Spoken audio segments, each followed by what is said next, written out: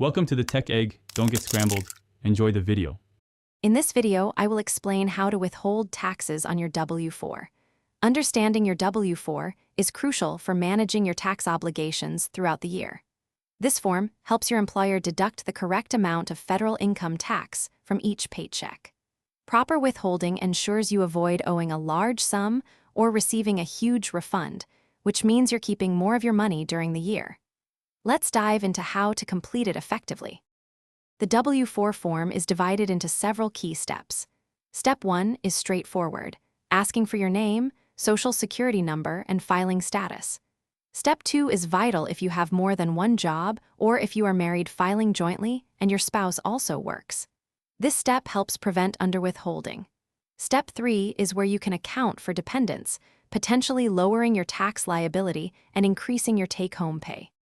Adjusting your withholding is simple and can be done whenever your financial situation changes.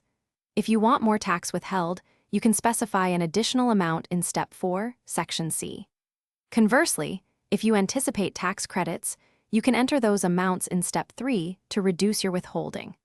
The IRS offers a helpful online estimator tool to guide you through these calculations, ensuring accuracy for your specific circumstances.